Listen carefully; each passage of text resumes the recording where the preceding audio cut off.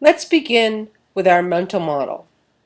So, just to orient ourselves, we've looked at the mathematical formulation, we've considered the elements, and now we need to consider the basis and weight functions before we can move forward from our theory and derived version of our finite element formulation to our actual implementation, and we can start building the code. Just a reminder, for the mathematical formulation, we started by creating the PDE from our physical system. Based on that PDE, we created the continuous finite element formulation, and then we derived the discrete finite element formulation. The next step was to break the domain into subdomains and consider the element choice. And now we turn to the basis and weight functions. This video will walk through the steps involved in choosing the basis and weight functions. So the first thing is to recall our discrete finite element formulation. So as we said in the last video with regard to the elements, we have broken up our full integral into a number of smaller integrals, each of which is going to be applied to the element, and then we will sum over all of the elements. So as we look at this expression, we realize that we need to understand and compute the terms, the Wi, Nj terms.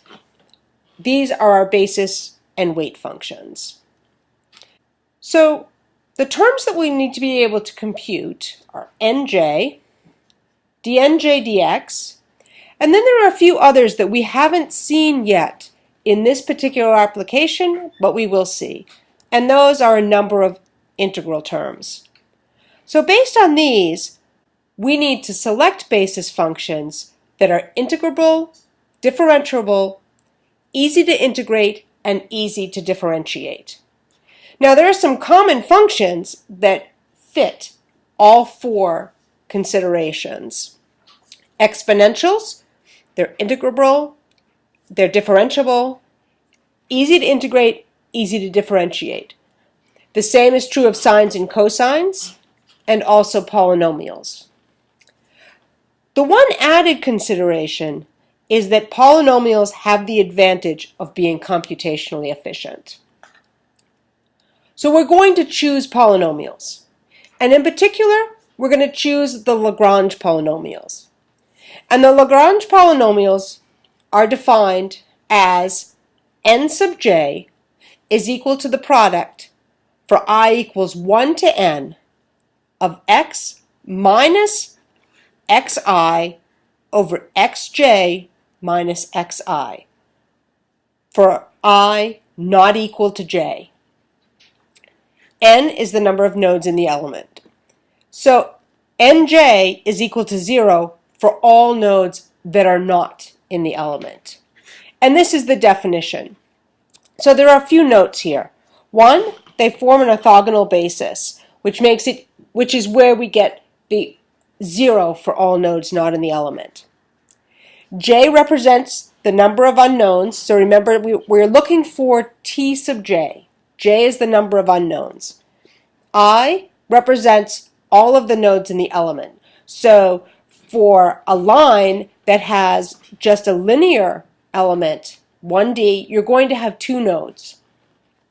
For each basis function j, you need to consider all of the i's that are not equal to j.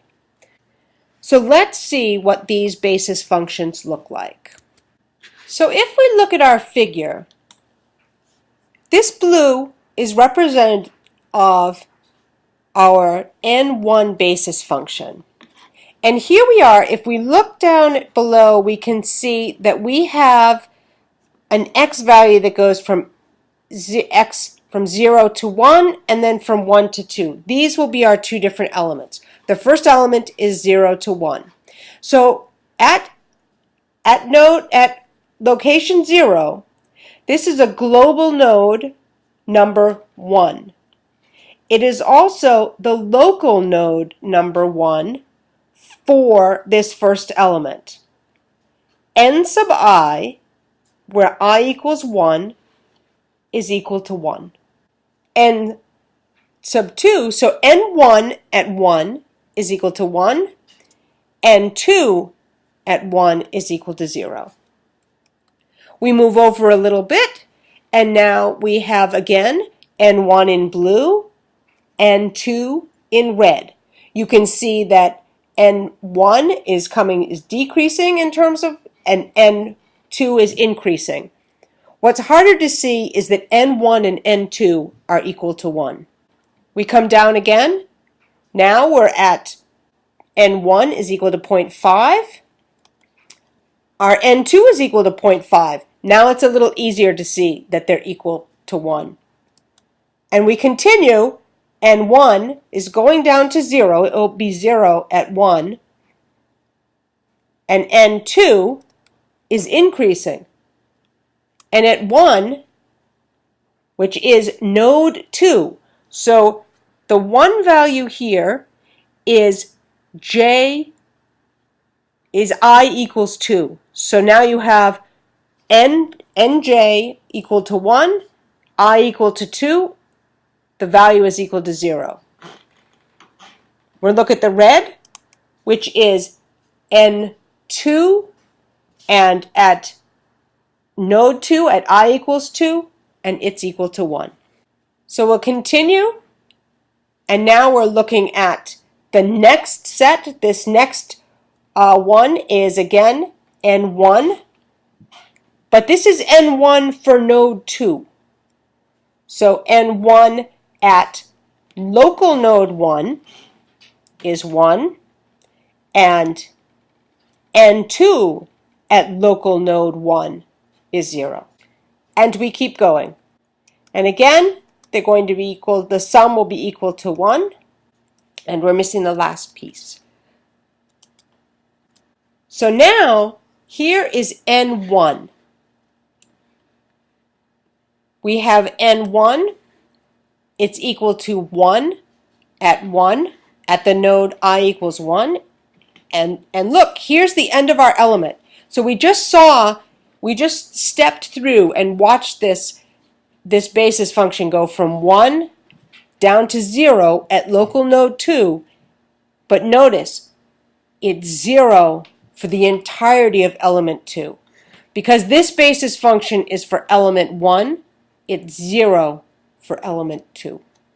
And now, finally, we have here our value of 1 is element, this is the divider line between the two elements. So here is this x equals to 0 is global node 1, x equals 1 is global node 2, x equals 2 is global node 3.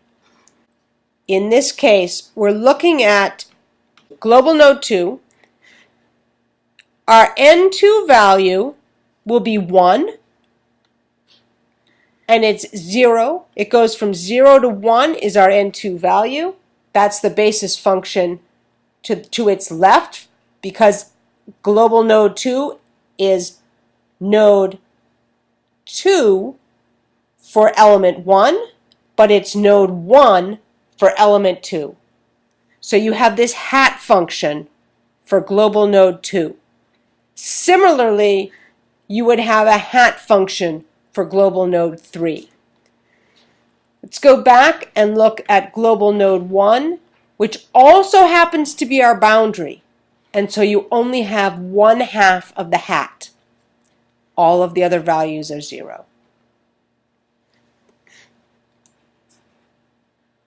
We'll see these as we move through the course, and I will post all of the formulas we need, as well as a plot to orient you in terms of the basis functions.